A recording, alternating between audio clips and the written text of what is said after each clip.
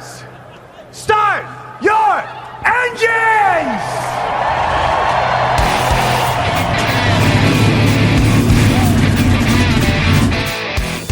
Hit the pace car! What for? Because you hit every other damn thing out there, I want you to be perfect.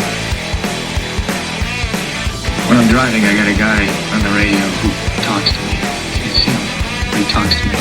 Well, I wanna be a race car driver. Pretty girls eating from my hand, yeah. Wanna live a life of fun and danger. No sweater working for the man, alright. Well, I wanna be a firefighter. Cool-headed when the heat is on, yeah. Save my baby from the burning building. Take her home and put the sprinklers on, alright. No, he didn't slam you, he didn't bump you, he didn't nudge you, he rubbed you. And rubbing, son, is racing. Hey race fans, welcome to the Hoobazoo Radio Network and welcome to the Drafting the Circus program. My name is Frank Santoroski. I'll be your host for the next hour as we talk about some interesting stuff since there's no actual racing to talk about. Joining me in the studio tonight, Seth, Eggert, Richard Youden, Christopher Deharde. Fellas, how we doing? Doing well. Sober. Good, thank you. Sober? Okay, well, we can fix that. We can fix that during quarantine. So, anyway, before we get started, we've got a neat topic for you tonight. But before we get started, I want to give a shout out to our friend Gray Warren. I know I had mentioned a week or two ago to you folks that Gray was under the weather, and there's more to it than that. Gray's gone public with his battle, so I can tell you now that our friend Gray is battling cancer. And so he's doing the treatments, which are not easy on him, especially in these uncertain times right now. So I just wanted to give a shout out to Gray, let you know that we're thinking about you. And some of Gray's friends down there in North Carolina now, if you don't know Gray has worked in NASCAR in various capacities for different teams since 1974. He's got a lot of friends in the Carolina area. A couple of friends of his have commissioned a T-shirt that says Team Gray. And on the back it's Gray's Army, and they're selling those to kind of help defray the cost of some of his medical bills and whatnot. So if you would just look at the Drafting the Circuit's Facebook page, there's a post on there from Gray's son. That's the information if you want to get you this really cool T-shirt. I believe it's only $10 for the smaller sizes and or $12 for the double X sizes. So just consider doing that. I've known Gray. Gray and I have been doing Drafting the Circuits together since 2013. Richard, you and Gray worked together. Richard Childress Racing. Seth and Chris, you've been on the show with us for a couple of years. So Gray, we think about you every day, and we just wish you the best. So Yep. now. Indeed, yeah. Gray's such a good dude, man. So. Oh yeah. And I just hate that he's going through this. So I mean, if you want to support him, go ahead. Otherwise, keep him in your thoughts. So, with that being said, with most of the country under what they call a stay-at-home order and whatnot, I mean, what do you have to do? Some places you're not allowed to leave your house unless you're going to the grocery store or getting medical supplies. So a lot of folks can't go to work, trapped at home. So what do you do, man? You got your streaming television. You can still stop by Redbox machines are still going. So a lot of folks are taking to watching movies, watching older movies, newer movies, whatever they can get their hands on. But a lot of racing fans are going through and, number one, watching a lot of old races on YouTube, which is pretty fun. We're watching some iRacing here and there. But, a lot of folks are talking about racing movies. So I thought it would be kind of a neat topic. We'll talk about some of our favorite racing movies and our favorite scenes from our favorite racing movies, and give you some thumbs up or thumbs down. We could play movie reviewers for the day. With that being said, Seth, I was thinking about what would be the highest grossing, because auto racing films are notoriously kind of niche in thing, and they really don't do a lot of box office. And I was thinking that I wonder what the highest grossing at the box office racing themed film was, right? So I looked it up, and of course the answer I got was like the first three are these Fast and Furious movies. So I like to discount those because while that is a type of racing, but Seth, what do you think the highest grossing movie that features sanctioned racing? What do you think it would be? If I had to decide, You don't have to decide, you just have to guess. or if I had to guess, I'd have to say something very recent. I'd actually have to say Ford versus Ferrari, and mainly because how recent it was, and the fact that it's both Matt Damon and Christian Bale as the lead actors. I have that funny feeling that would be the highest grossing auto racing movie with sanctioned racing. Nah. So now, Christopher, what do you think? Where would you go with this thought? Days of Thunder. Okay, now Richard. I would say, see, in the UK it was big because it was out there. Rush, don't know if it was as big over here, which is obviously where the biggest, purchasing is. But yeah, I'd go Rush, but I don't think it is. Okay, so you'd probably be surprised to find out that it's the top two movies are both from Disney's Cars franchise, Cars 2 and then Cars 1. Yeah, because we almost discount the thought that a children's movie or a movie designed at children, but those are always high grossing films, and it is a sanctioned auto racing theme. There's the Piston Cup. Seth, you remember the old Piston Cup? You got stats from the old Piston Cup. So that was actually my second guess. Yeah, Frank, but that's my third guess would have been Driven. You'd have been way off base. Driven hasn't made back the money they paid to make the film yet. So, but Looking at Days of Thunder is pretty high on the list. Ford versus Ferrari is climbing the list quickly, especially now that you're factoring in it's streaming and DVD, or it's DVD and Blu-ray now. I believe it's going to streaming very soon. Talladega Nights is another one that is kind of up there near the top of the list. Yeah. Once you sort through all those, that is largely a comedy, driven by Will Ferrell, who's box office gold, or he was for a time. But it is a straight up auto racing themed movie. So. Interesting enough, but let's talk about let's kind of break this up, okay? Because we've all got different films we've seen. We're varied in age, somewhat, or I am. I'm older than you three youngins. If we had Gray here, he'd be older than me. But let's start by talking about documentary film, and then we'll move over to dramatic film. So, Christopher. What's your favorite documentary film? About racing?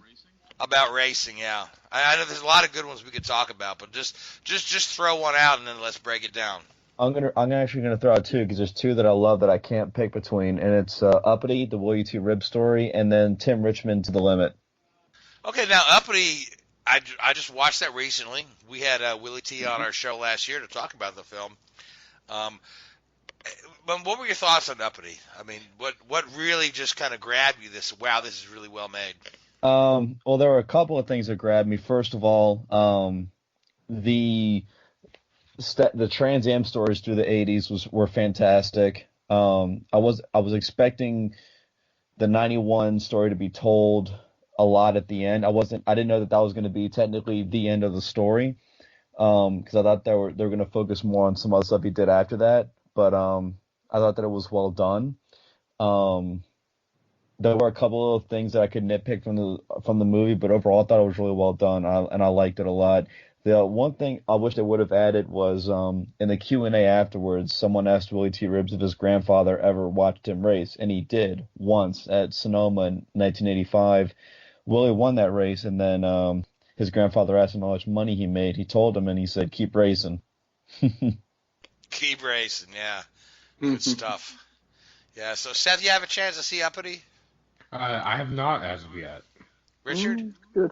I have seen it, and it was interesting. In a way, I know we had Willie on the show a few months ago now, I guess, and it would have been, in a way, nice for me to have watched the movie first and then had a chance to talk to him, because it's a fascinating character. But obviously the guy had, overcame some incredible hurdles to get to where he got to. And a lot of them totally unacceptable, purely based on race and the like, which is, there's no place for that. But you just wonder, did they show the whole story? Because I know he's a very controversial figure in his career. I just wonder if there was maybe more to the other side of it that wasn't shown.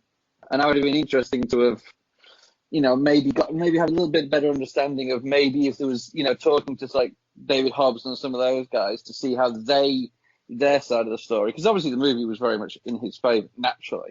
But yeah, I mean that's one of the criticisms of the film, that it's kind of slanted a little bit. Yeah. And even somebody told me that they demonized David Hobbs, which I didn't. They didn't see it. I didn't see it quite that harshly, but yeah, I wouldn't say they demonized, no. Yeah, they put obviously they were rivals.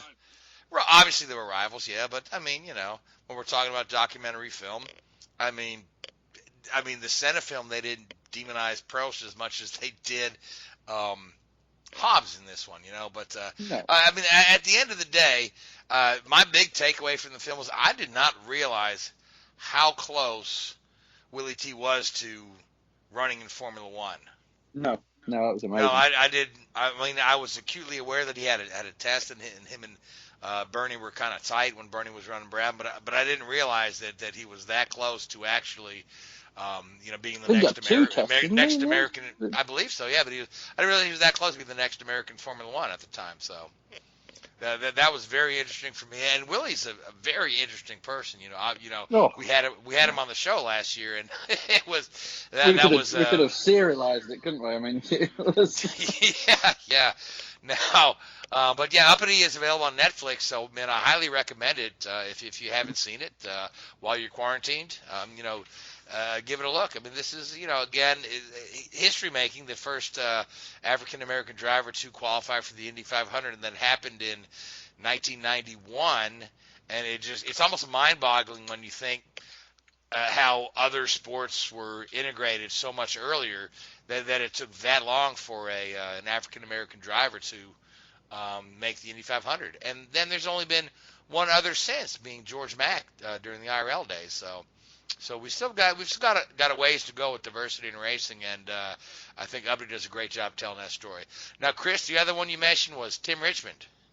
Yes, Tim Richmond to the Limit. It was one of the original ESPN 30 for 30 films about the life and times of Tim Richmond and his career, his rise in NASCAR, and then his tragic fall as well, and the fighting that he had with NASCAR as well. And it also went into a bit of an AIDS expose on how life in the United States was for AIDS patients in the 80s and early 90s as well. Really, really interesting film. I saw that one long ago, and I don't have a lot of takeaways from it now. Seth or Richard, have you guys had a look at that one? No, I haven't, unfortunately. It's been a while since I've watched it. I had to watch it about 10 years ago or so, give or take. Like Chris said, it is a very interesting film. I don't quite remember the segment on the AIDS patients, but then again, where it's been 10 years since I've seen it. But his fight with NASCAR was very intriguing. I wasn't as aware of it before watching the film, mainly because Tim Richmond was just a little bit before my time. So I wasn't as aware of who he was as a driver until I watched that documentary. Yeah, the thing I remember about Tim Richmond is that he was on his way to being a star in IndyCars till he switched gears to go to NASCAR. He had a great run at the Indy 500 his rookie year, and then I'm not 100% sure of all the details, but I don't know if it was more money or more opportunity. So Chris, can you shed a little light on that, because I'm a little foggy there, even though I lived through it. He crashed once at Michigan, and his mom said, "You get him out of that car, or else I'm going to divorce you. I'm going to take everything you've got, and I'm going to come after all you with a gun." So that's Okay, well, yeah. Understandable, isn't it? So that's where he came up with NASCAR. I remember that story now that she told it. Remember the crash in Michigan, and his family was not happy about that. Yeah. So, but ESPN 30 for 30s, they do a real nice job. And again, we had, if you recall, we had Jenna Ricker on the show last year as well, and she produced, produced and directed the Janet Guthrie 30 for 30, and the 30 for 30s are available for viewing right now. I believe if you have ESPN Plus, which a lot of folks have it and don't even know they have it because they got when they picked up Disney Plus, they bundled it with their Hulu, and ESPN is thrown in there as well. So you may very well have ESPN Plus, so you can check out some of the 30 for 30s. And there's a lot of really well done sports documentaries in general. As well as this, fine documentary about Tim Richmond, and the one about Janet Guthrie, which I thought was very well done as well. Now, that being said, Richard, did you have a favorite documentary out there? There's a couple. You did mention it briefly, the Senna. That is a documentary, really, isn't it? The Senna movie, wasn't it? But it was a documentary movie more than anything. Yeah, yes, it was. Fascinating. Yeah. Let's talk about very, Senna. It was very well done. Yeah, but go ahead. Very, very, very well done. And it got it naturally because of who it was. It got a lot of publicity, and it was very, very well received. But there's another documentary that I watched on a plane a few years ago, actually, and I thought it was really, really good. And it may not be out in the US. It may not have had much exposure over here, but it certainly got a little bit of exposure in the UK. And it was called Journey to Le Mans, which was written about or followed a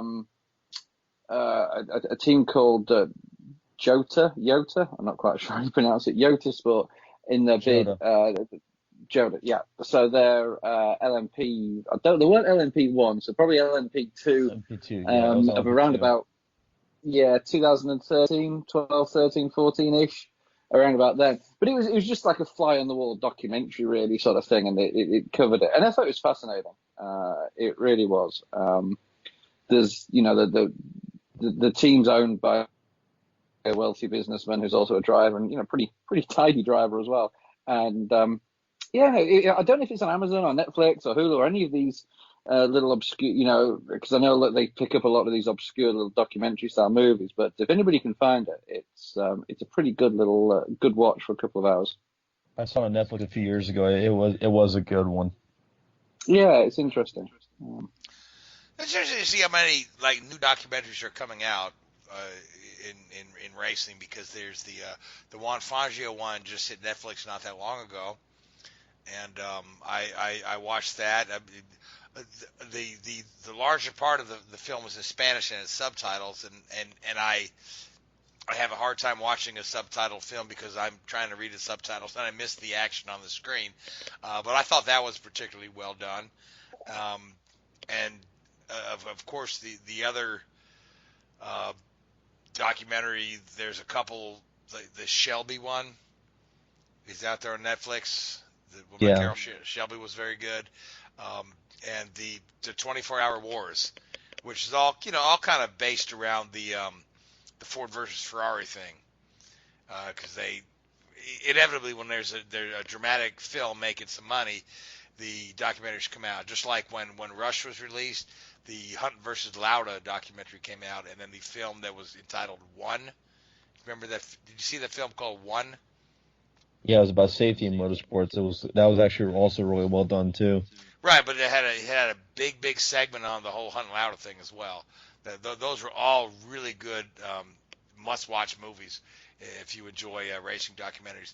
Then the other one that came out recently was Rapid Response, and we had Michael Miles on the show earlier this year, who directed that film, and I thought that was quite well done. I really enjoyed Rapid Response. And then there's the companion film, which is called Yellow, Yellow, Yellow, which was made for television, and they pretty much they put that film together with leftover stuff from Rapid Response and got that one to market first because it was the more recent stuff. But if you watch the two together, Rapid Response tells the story of the evolution of safety, and then Yellow, Yellow, Yellow shows the safety in practice today. I think if you watch the both of them, as a companion piece, it's quite interesting to see, where we were and how far we've come. So anyone else can jump in and make a comment. Well, I haven't seen Rapid Response or Yellow, Yellow, Yellow. I've got so many other things I got going on with watching stuff. But one other thing I wanted to ask, did they actually make Yellow, Yellow, Yellow and Rapid Response available on Netflix yet, or no? Or is it just strictly DVD or Amazon Prime Video? Amazon Prime Video has Yellow, Yellow, Yellow. And I want to say Rapid Response is on there now as well. All right. Well, I got two things I need to add to my watch queue. But yeah, I haven't seen those yet. But I have heard some good things about Rapid Response. I've read part of the book that Steve Olvey wrote. It was pretty good from what I saw. It was a very good book, yeah. The book is a lot more brutal than the movie. There's some stuff in the book that'll make you cringe, especially like the Gordon Smiley chapter. So. But anyway, so Seth, you've been quiet over there. You're a big NASCAR guy. Any good NASCAR documentaries out there that you would recommend for folks that are quarantined? Well, specifically looking at NASCAR documentaries, you can't go wrong with Dale, Petty Blue. Both come from CMT, the CMT channel, but Dale was done in conjunction with Dale Earnhardt Jr., Kelly Earnhardt, and RCR, which that tells the story of Dale Earnhardt Sr. much more accurately than some other documentaries or pseudo-documentaries that came beforehand, like 3, for example. Well, now 3 is a dramatic movie, and that's for our second segment of the show. So, and I've got some comments on that movie, but we'll get to that later. Petty Blue is in the same vein, came from CMT in conjunction with what's now Richard Petty Motorsports. Although I will say, if anyone is interested, there's also plenty of YouTube documentaries as well. I have to give a shout out to our friend Brock Beard, 3 Before Daytona, or 3 Before February, I should say, is an excellent documentary that he put together. Granted, it's not professionally done, but it is an excellent documentary to watch if you want to maybe watch some that you don't have to pay for. No offense to Amazon Prime or Netflix or anything like that, but there are plenty both on YouTube, on Amazon, and other outlets to go and look for. Yeah, oh, absolutely. Now, we've had Brock on the show a number of times, and he's done a bunch of films with the channel. The channel is called NASCAR Man. Correct. And NASCAR Man is the filmmaker, and Brock does the commentary. And Brock's got that great voice for commentary. But they have done a couple of really good ones. One of my favorite ones is I believe it's called Who Was Gordon Smiley? Yes. Yeah, that is outstanding, because everyone knows Gordon Smiley for his death and how kind of brutal that crash was. But the little film they did, and I believe it's only like 12 to 14 minutes long, but they really focused on Gordon's early career and what he was doing in his whole race career, and then the crash and his death is kind of an afterthought. It's more of just a neat little thing about who Gordon was, how he interacted with people, and I thought it was really well done because, like I said, again, here's a guy who's best known for dying at the Speedway, but there was so much more to him than that. Exactly. Now, most of those documentaries, except 3 Before February, most of those are maybe 15, 20 minutes long. 3 Before February is, I believe, an hour and a half. Then NASCAR Man did a documentary, and this is before he teamed up with Brock, on the tire war that NASCAR had in the 80s and 90s, and that's, I believe, 45 minutes long. But these are excellent to go and check out if you have time. Highly recommend them. Highly recommend. I'll stepping out of the NASCAR world for a minute. One, the 24-Hour War, which you brought up, Frank. Both of those are excellent. I'll be honest, until I watched one, there was not a lot I knew about Formula One back in the day or even recently. The 24-Hour War, by the time I watched that, I have learned a lot more about sports cars, so I did know much more about the Ford versus Ferrari saga going into it than I did Formula One going into one.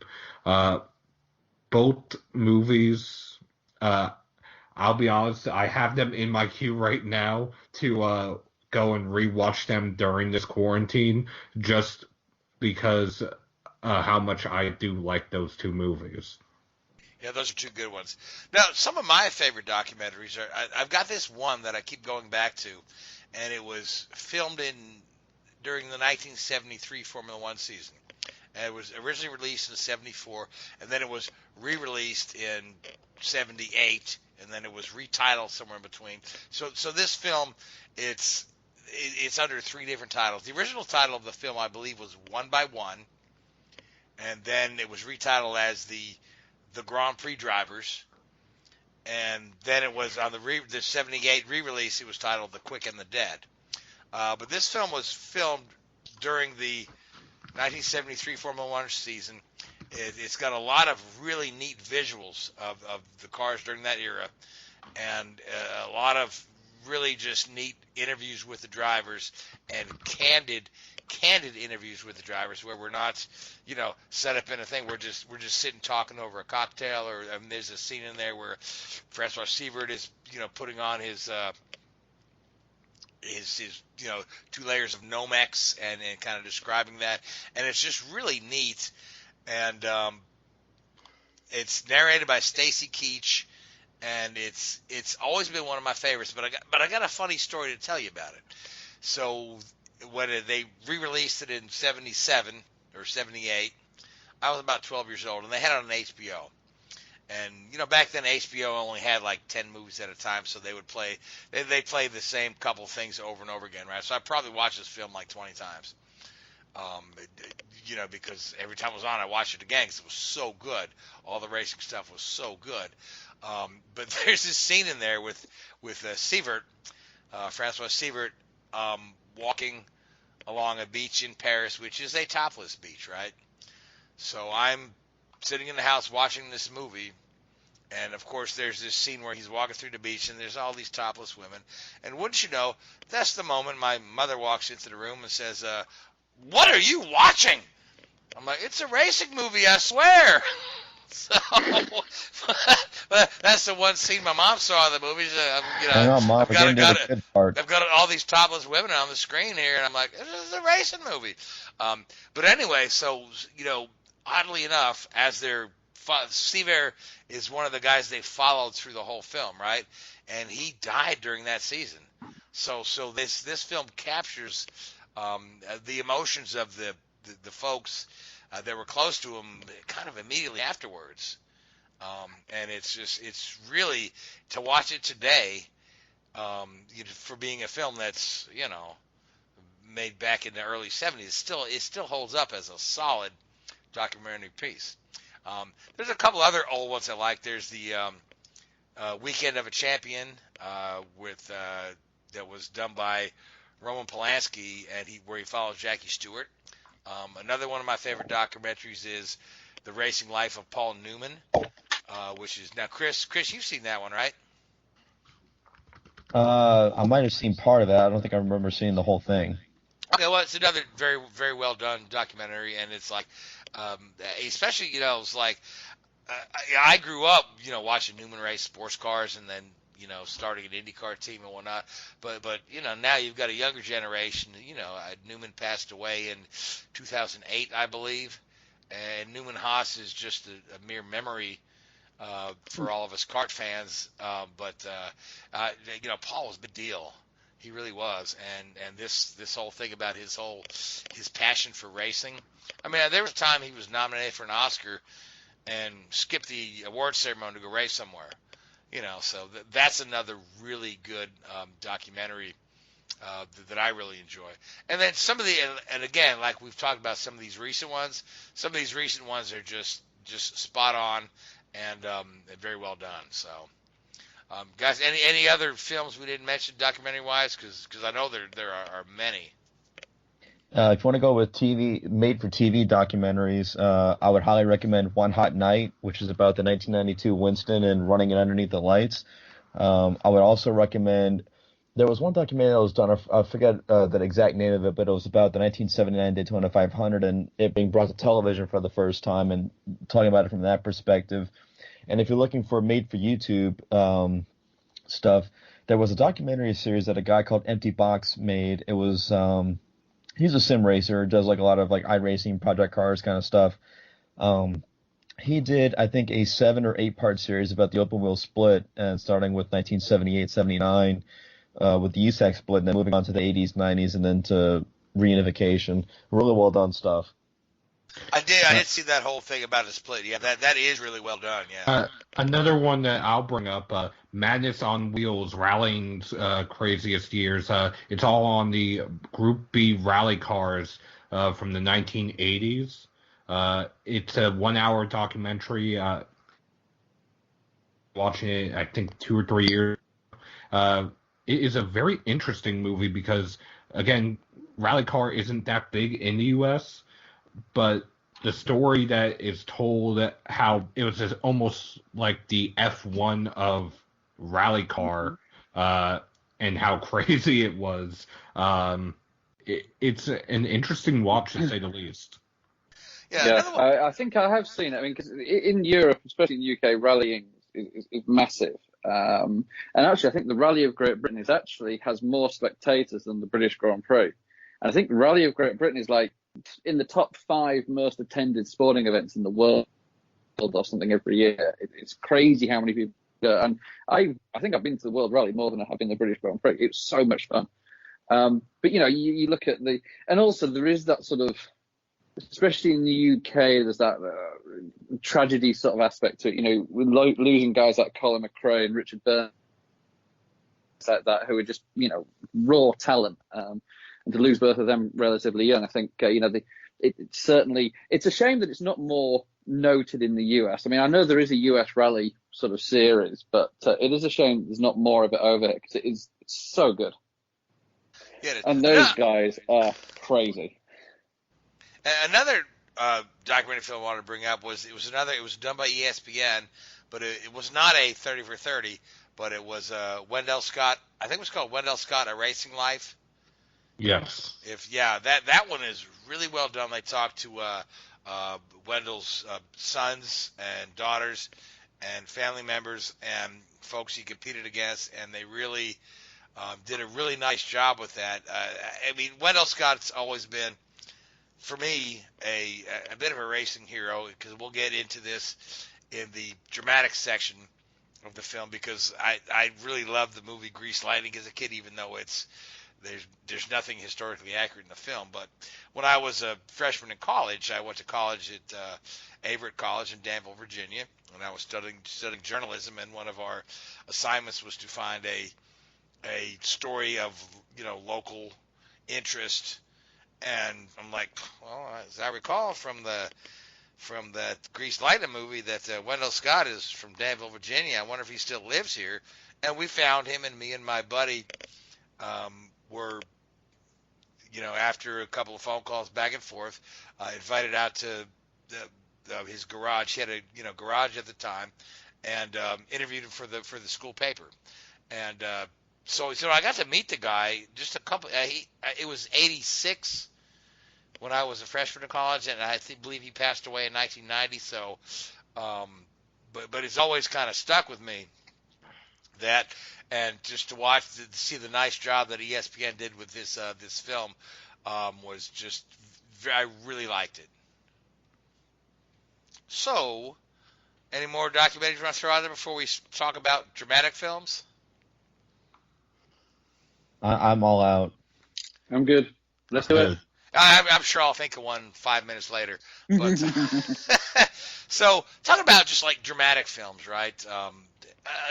We always talk about one of the highest box office dramatic racing films, other than the Disney Cars movies, is Days of Thunder, right?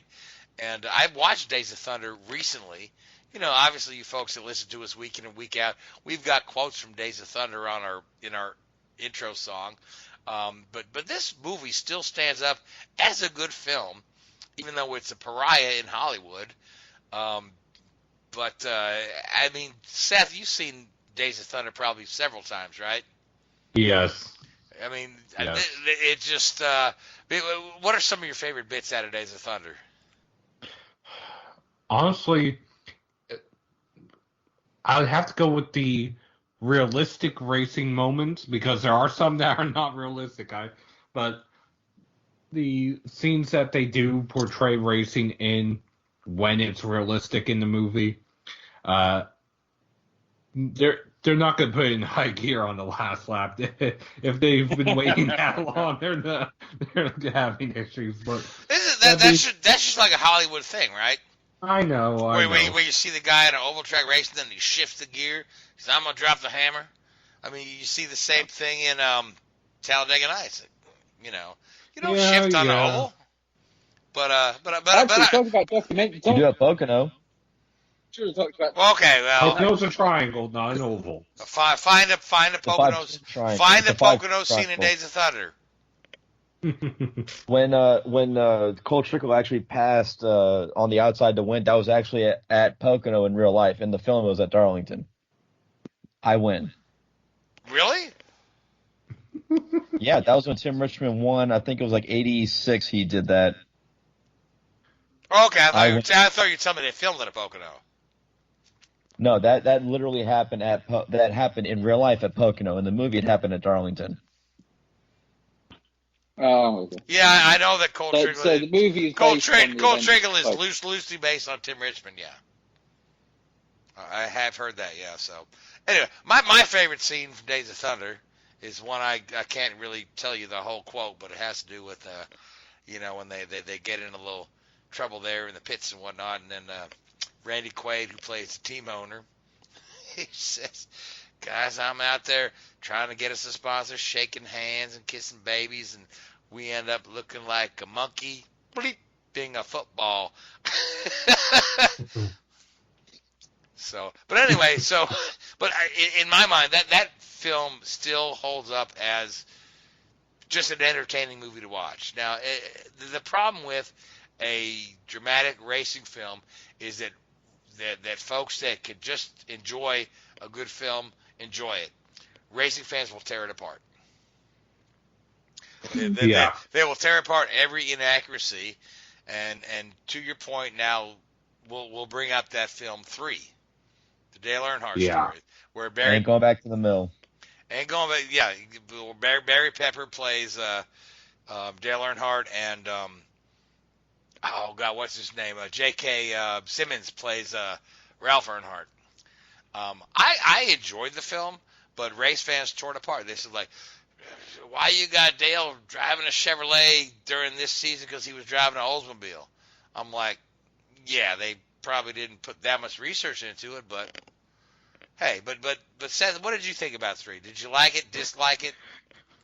When I first watched it, I did like it, I'll admit that. But after watching it a few other times, and I don't mean just, the small nitpicky inaccuracies, there were some major issues in that movie, stuff that essentially I would say is more out of order historically than anything else, and that's what I'm drawn to, is not, say, the car being in the wrong year or something like that, but just the timeline of events being out of order that more, I guess, bugs me than anything else for that movie. I know exactly what you're saying, because they had a lot of folks that the movie they did about Freddie Mercury and Queen was. I was just thinking the same thing. Yeah. Yeah. They Few just liberties taken in that, wasn't there? took a few liberties in the timeline to make sure that they framed the end of the movie around a Live Aid concert. Yeah. But that's what they say.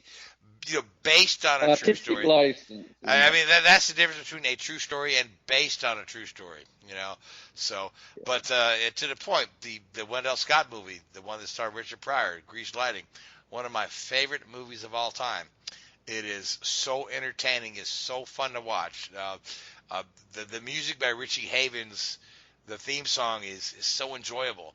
But there's almost nothing historically accurate about that film.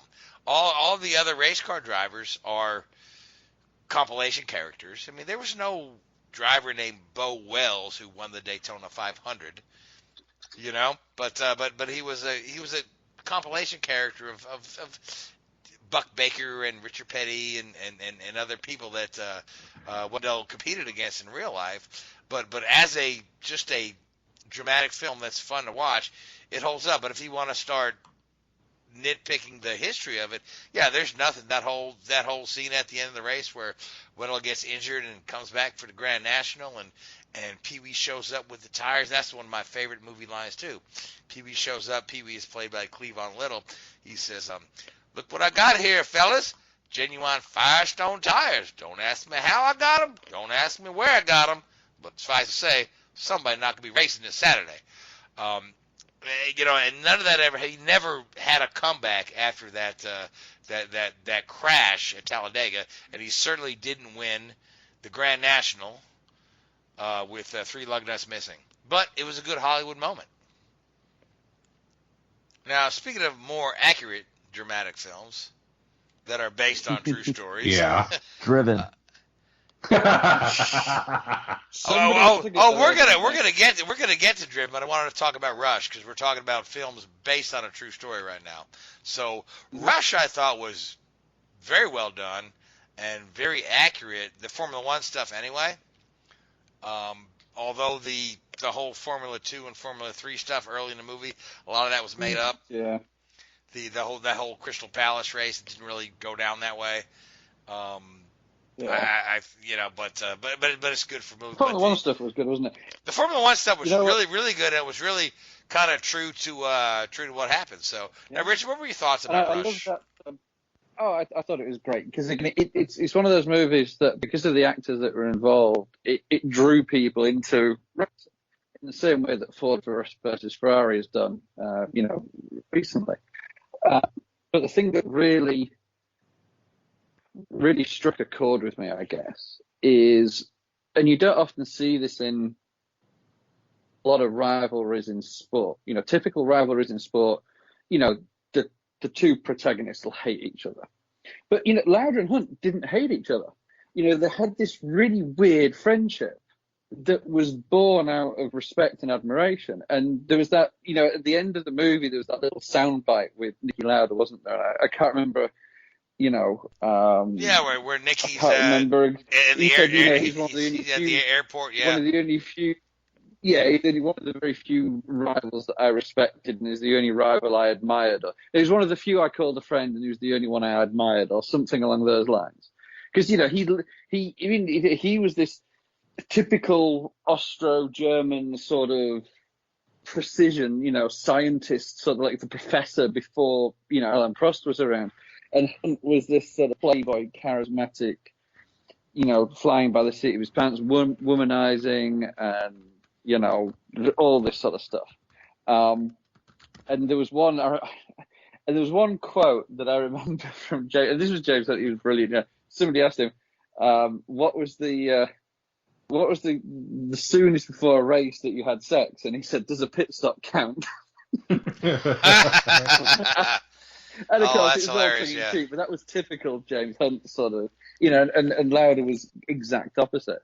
And, but to see that admiration and that rivalry, and I thought the film got that across really well, because watching the film, you'd think they'd hate each other, but at the end of it, and, and I don't know how much truth there was in that, but when, Hunt was being asked all these questions in the press conference about Niki Lauda, and then took one of the journalists outside and, dealt with him. I want to say I read up on that, and I think that is mostly true.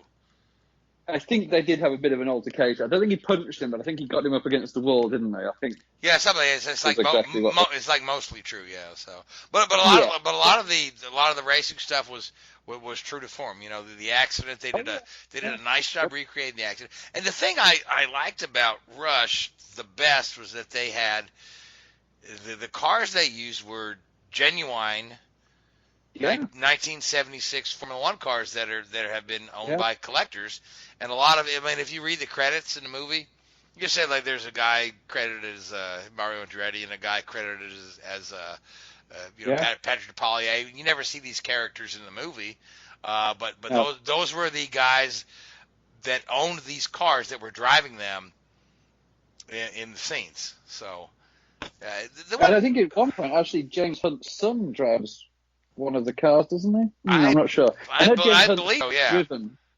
I don't know if that was in the movie or it was at Goodwood or something like that. I know he has driven one of them. Yeah. But, I mean, the one thing for me that Rush that I thought was missing was, I mean, all the interaction between drivers was between Hunt and Lauda. The only other driver with a real speaking role was Clay Regazzoni. You know, other than the few guys that raised their hands during the meeting. So they really didn't focus on relationships with anybody else at all. No. But that's just a mild criticism of the movie. But I thought it was purely about those two guys, wasn't it? Exactly. Well, I mean, casting-wise, they couldn't have picked two better actors to nail those roles. I mean, my God, Niki Lauda watched the movie and said, "My God, I'm watching myself." So. Yeah.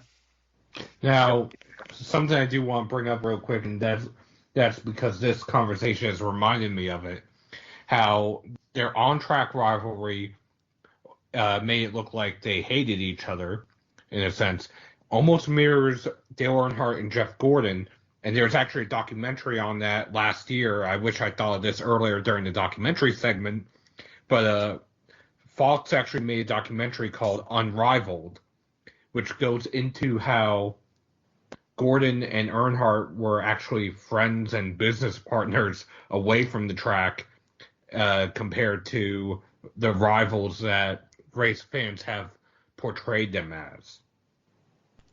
Yeah, I mean, there's a lot of that goes on in racing where you guys are, you know, tooth and nail on the track, but then away from the track, they're best buddies, you know. Now, Chris, any... It's an act. They play it up. Huh?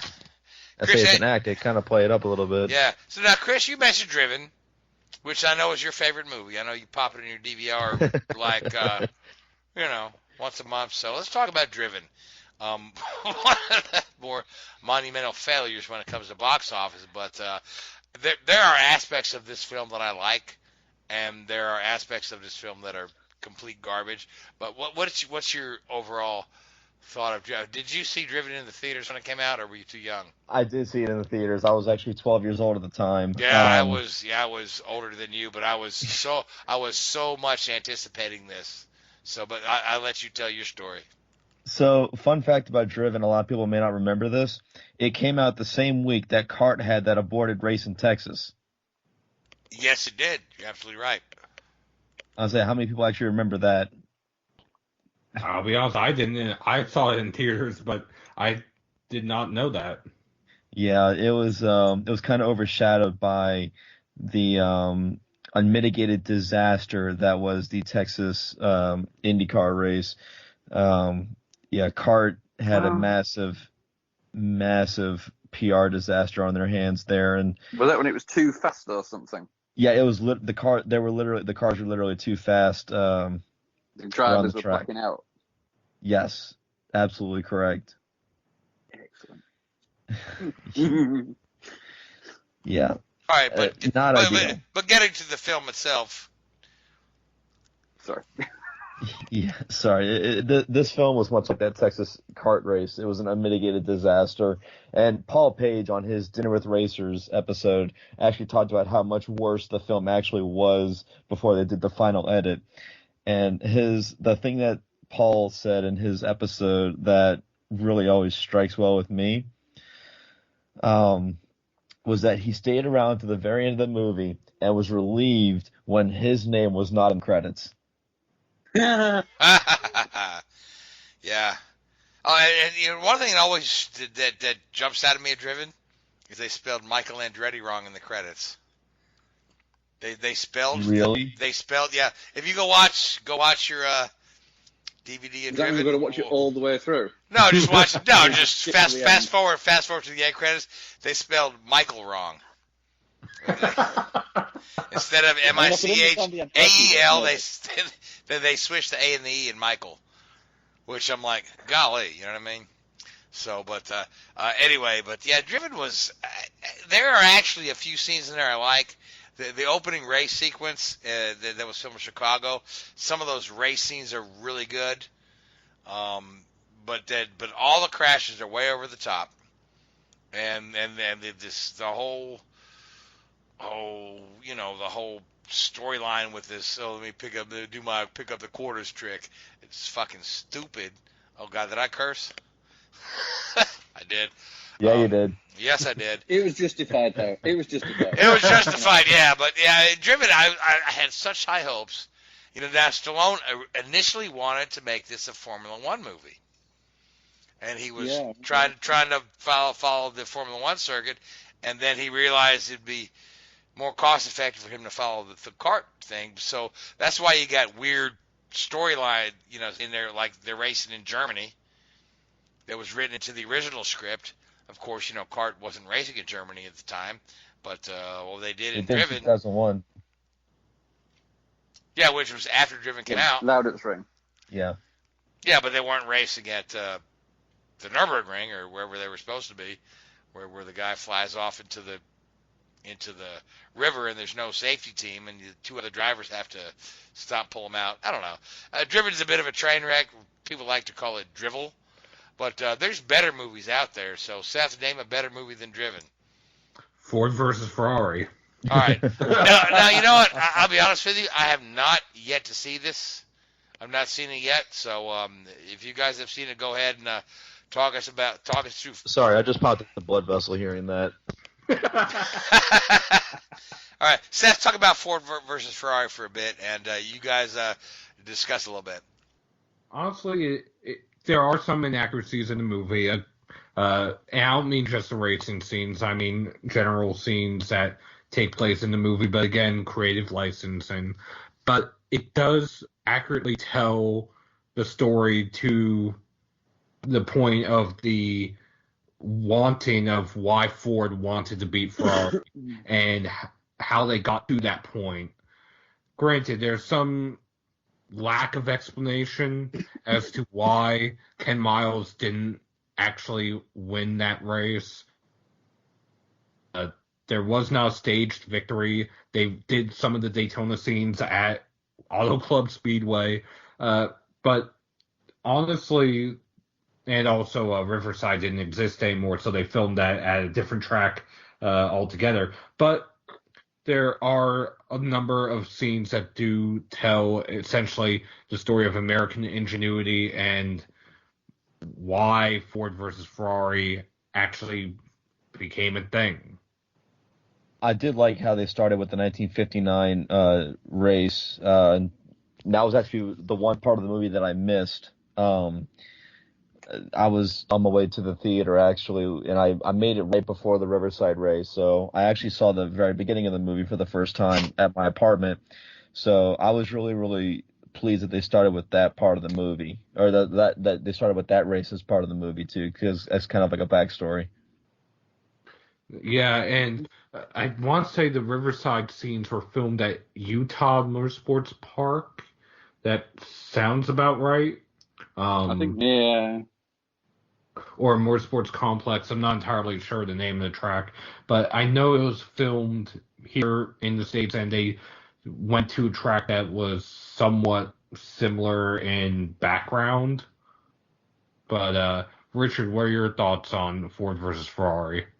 I thought it was very good. Again, it's a bit like the Rush and some of the other movies we discussed. They're designed to be a entertainment first, and then a historically accurate movie second, I think. And yeah, they do take a few liberties along the way, but on the whole, they get the essence of the dynamic between Ford and Ferrari, and then not only that, but also then the infighting of the politics from within Ferrari. And I think one of the things that was lost for a long time throughout this whole story was actually what a damn good driver Ken Miles was. You know, he was obviously renowned as an engineer along with Shelby, you know, the work they did as engineers. But, you know, from a driving standpoint, the guy was damn good. Never got the recollection he really ever deserved. No, and he lost his life shortly after that win. Yeah. At Riverside, yeah. Anyway. So another film. I thought it was good. Another film I want to bring up, and this is one that a lot of folks older than y'all young people consider to be like the greatest racing film of all time, is Le Mans. This old Steve McQueen. Oh, I was just going to say that. Gosh. Well, we'll talk about Le Mans for a little bit because we are kind of up against the clock here. But people love this movie. People love this movie, but I find I don't get it like some people do. Really? I mean, literally, there are these long pauses after the show. Okay, so it's like 25 minutes into the film before the first line of dialogue is spoken. But that's the best thing about it. And there's these long gaps with and there's not even background music. So I mean, I love the racing sequences. I love the Porsche 917s. And but Richard, go ahead, sell me on this one. We were friends. Oh, we're still friends. This is like critiquing the Mona Lisa. Oh, good grief. Not difficult to do. Yeah, I was gonna say, yeah, she's her eyebrows are crooked, or if they're even there. So, but no, go ahead, Le Mans. You got 3 minutes. It's an amazing film because it summarizes what racing is all about. You don't need dialogue to know what's going on. The passion and the speed. I think this is from a depiction of speed. I think this is one of the greatest movies out there from racing. You know, it shows speed and it shows how the raw power of these cars and the bravery of these drivers. Unlike, I think, pretty much any of the movies that I've seen from a racing standpoint, anyway. And you look at, it's like being at the race. There's no commentary, there's no, dialogue. It's like you're there, because when you're there, you don't hear what the drivers are saying to each other. You don't hear what the team and the crew are saying. And the dialogue is not necessarily it's just background dialogue, which goes on within the team and within the drivers. It's what you see and it's what you hear when you're actually there at the event. So from that standpoint, I think it's an incredibly realistic movie. There's no perverse subplot that tries to overpower the racing. It's just a pure racing movie that captures the bravery and the speed and the determination that these guys went through, especially back in the 60s and the 70s when the race of the night. I mean, it was brutal out there. And I think this, probably more than any other racing movie, I think really, really captures the raw intensity that, that is what it's really like to be there. All right. Sounds good, Richard. No, that was very impassioned. That was, yeah, I have to wipe a tear from my eye after hearing that. So, no, I love the racing sequences, Le Mans. But as a dramatic film, to hold somebody's attention that may not be a race fan. For sure. I mean, it lost money at the box office. Oh, certainly, yeah. So, but I don't think that was why Steve McQueen did the movie. No. Steve McQueen was racer at heart, so. Well, it's like Paul Newman you mentioned earlier. He was a lot of, he often described himself as a racer turned actor rather than the other way around. And to just get that, it as I say, from having not worked Le Mans, but certainly worked racetracks and events and race series and been around race teams. It's very realistic from what it's like being there. You don't necessarily know what's going on all the time. You don't have everything laid out in front of you in a script like you would some of the more commercial movies. This is a lot more realistic from a event standpoint than some of the other movies we've discussed. I think that's fair. Oddly enough, we're out of time, but I don't even know if we're time bound right now during quarantine. So let's go a couple extra minutes because there are a couple other films that I want to talk about, and one of them is Winning, which is the film. Story of Charlie Sheen. No, the story of Frank Capra. Terrible. Tiger's Blood. Well, tigers are hot right now on Netflix, so. But I digress. But that's another good racing film. Bobby Deerfield is another horrible racing film, or it's another horrible film built around a racing thing. But one of my favorites, and Seth, you'll agree with me, Talladega Nights. Talladega Nights is the best thing I heard about it. It was my younger brother Michael said this after he watched the film. He goes, oh my God, it's perfectly encapsulates North Carolina NASCAR culture. Now, what are your thoughts on Talladega Nights? Because I love this movie. I could watch it every day. But do you think it's like some folks think it's a slap in the face to real racing movies? Are those people just being uptight, or do you enjoy this as much as I do? I enjoy it as a comedy, but I do think it's a slap in the face to racing movies. And the main reason why is NASCAR, yes, they knew this movie was being made, but they weren't let in on the joke from the get-go. Mm-hmm. Yep. So I don't think they would have gone forward with it the way they did had they known the kind of movie it would have been. All right, Chris, what are your thoughts on this? I thought it was funny as heck. A good friend of mine still hates Will Ferrell to this day because of that movie. But yeah, I did find that it was funny, and also a good inspiration for Carl Edwards after he flipped at Talladega with Brad Keselowski and how he ran across the start-finish line to finish. Yeah. Now, Richard, your thoughts on this one? So I watched this movie obviously when it first came out, long before I even contemplated coming to work over for NASCAR, and I thought it was just a big spoof, joke, sort of mockumentary sort of. It's pretty damn realistic, actually. There you go. That's the answer I was looking for. But the funny thing about it was, as Seth was, NASCAR in on this movie being made, because obviously it's all licensed, cars and drivers and all this sort of stuff. And a lot of the scenes in the movies were filmed like on race weekends, and the crowd are real, and 90% of the mechanics and the people you see in the are real engineers and real mechanics, and they weren't in this. And I'm trying to remember the movie; it's a while since I've seen it. But there's the part at the end of the race where Sacha Baron Cohen kisses his husband, I think, or something like that at the end of the movie, isn't it? Right, no, he kisses Will Ferrell at the end of the movie. That's it. Sorry, yeah. And then like the NASCAR official throws the flag on the ground and storms off. That wasn't scripted. That's what really happened. That's funny, yeah. I just think this movie has so many funny quotable lines. But me, I'm a fan of a good comedy, right? And to frame a comedy around a sport that I love watching makes it all that much better for me. But I do understand there are people out there who think this thing is a disgrace and is a slap in the face of NASCAR. Yeah.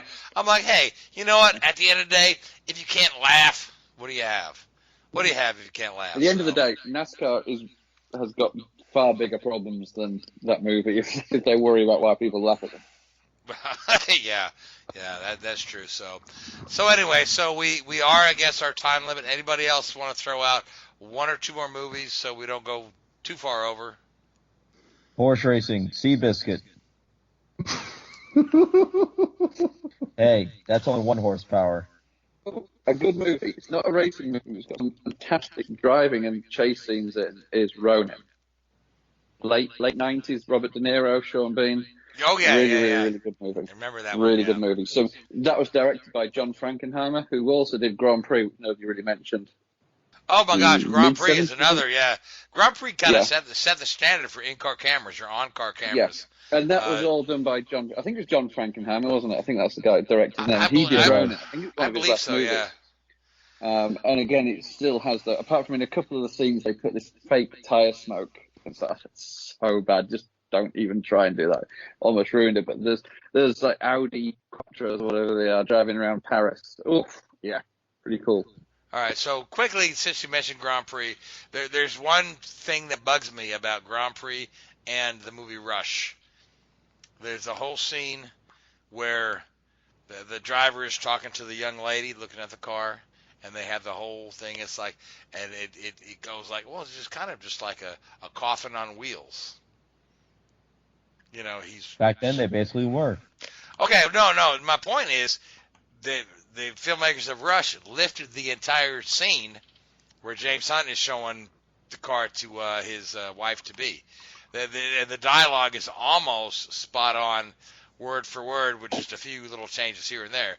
But if you were to like pull up the script from Grand Prix, pull up the script from Rush, they Ron Howard and et al. Lifted that whole little speech about the car being nothing but a little coffin on wheels from Grand Prix. And Grand Prix, another just amazing film. And James Garner, another actor who fell in love with racing after doing a racing movie. So, well, guys, we are out of time. So I want to thank you, Chris, Seth, Richard. You guys are awesome. This was a fun show. I enjoyed it.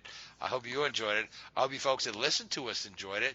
And I want to thank Whoozoo Radio Network. And I want to thank iHeartRadio, Spreaker, and Google Podcast, who all carry us. And until next week, good night. WHOOBAZOO, that's Whoozoo.com.